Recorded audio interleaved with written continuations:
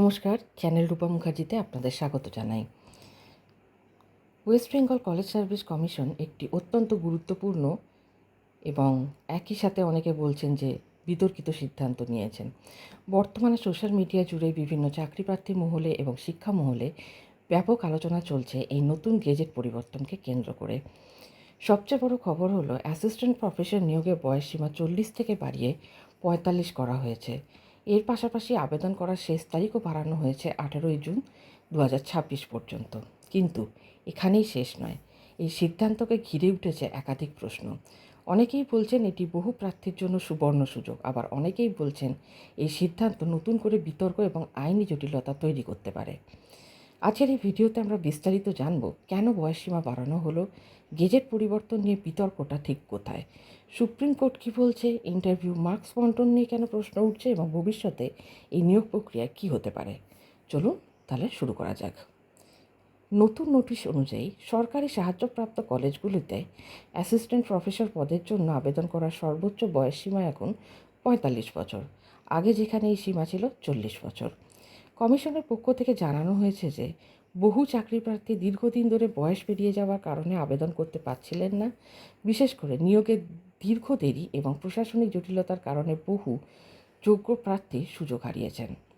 সেই কারণেই এবার বয়সসীমা বাড়ানো হয়েছে এবং রাজ্য সরকারও সেই কথাই ঘোষণা করেছেন।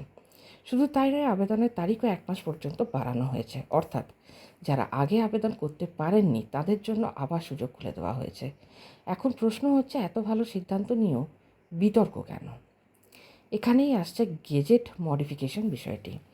অনেকের অভিযোগ, আগে যে গেজেট প্রকাশ করা হয়েছিল সেখানে নির্দিষ্ট কাট অফ ডেট দেওয়া ছিল। সেই অনুযায়ী প্রার্থীদের যোগ্যতা, পিএইচডি, পাবলিকেশন, অভিজ্ঞতা সব হিসেব করা হওয়ার কথা ছিল। কিন্তু এখন সেই কাট অফ ডেট পরিবর্তন করে 18 জুন করা হয়েছে। ফলে নতুন করে প্রশ্ন উঠছে, এভাবে মাঝপথে গেজেট পরিবর্তন করা আদৌ কি বৈধ? কারণ সুপ্রিম কোর্টের একাধিক রায় ইতিপূর্বেই বলা হয়েছে, একবার গেজেট বা রিক্রুটমেন্ট রুল প্রকাশ হয়ে গেলে তা সহজে পরিবর্তন করা যায় না। বিশেষ করে যদি সেই পরিবর্তনের ফলে কিছু প্রার্থী অতিরিক্ত সুবিধা পেয়ে যান অথবা অন্য কেউ ক্ষতিগ্রস্ত হন, তাহলে আইনি সমস্যা তৈরি হতে পারে। আর এখানেই শুরু হয়েছে আসল বিতর্ক। সোশ্যাল মিডিয়ায় বহু প্রার্থী অভিযোগ করছেন যে ইন্টারভিউ বোর্ডে 40 নম্বর রাখা হয়েছে, কিন্তু সেই নম্বর কিভাবে বন্টন হবে তা স্পষ্ট নয়।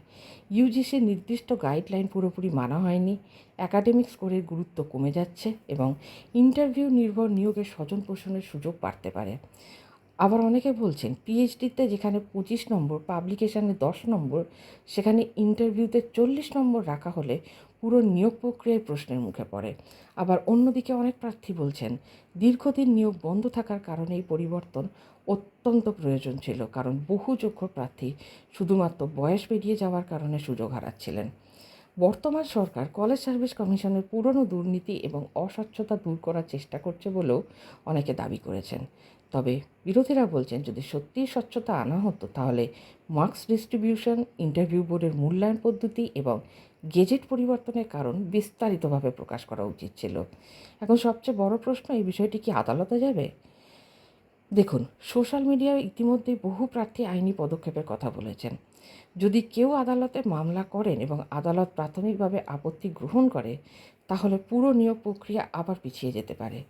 যদিও এখনও পর্যন্ত অফিসিয়ালি কোনো মামলা দায়ের হয়েছে বলে নিশ্চিত খবর পাওয়া যায়নি। তবে এই মুহূর্তে পরিস্থিতি অত্যন্ত সংবেদনশীল। একদিকে বহু চাকরিপ্রার্থী বয়সসীমা বৃদ্ধিকে স্বাগত জানাচ্ছেন, অন্যদিকে কিছু লোক বলছেন নিয়ম মাঝপথে বদলানো ঠিক হয়নি। এখন দেখার বিষয় কলেজ সার্ভিস কমিশন ভবিষ্যতে আরও কোনো স্পষ্টীকরণ দেয় কিনা এবং সরকার বা কমিশন আদালতের অনুমতি নিয়েই এই পরিবর্তন করেছে কিনা সেটাও গুরুত্বপূর্ণ প্রশ্ন। যদিও এই বয়সসীমা পরিবর্তন যা 1981 সালের রুল অনুযায়ী ছিল, সেটাকে চেঞ্জ করে সরকারের তরফ থেকে বলা হয়েছে যে রাজ্যপালের আদেশে এই বয়স পরিবর্তনটা হয়েছে। আপনাদের কি মতামত? আপনাদের কি মনে হয় বয়সসীমা বাড়ানোটা কতটা ঠিক হয়েছে? ইন্টারভিউতে 40 নম্বর রাখাটাই বা উচিত? গেজেট পরিবর্তন কি বৈধ, নাকি এতে ভবিষ্যতে নতুন সমস্যা তৈরি হতে পারে? কমেন্টস করে অবশ্যই জানাবেন। ভিডিওটি তথ্যপূর্ণ মনে হলে লাইক, শেয়ার এবং সাবস্ক্রাইব করতে ভুলবেন না। সকলে ভালো থাকবেন। দেখা হচ্ছে পরের ভিডিওতে। ধন্যবাদ। নমস্কার।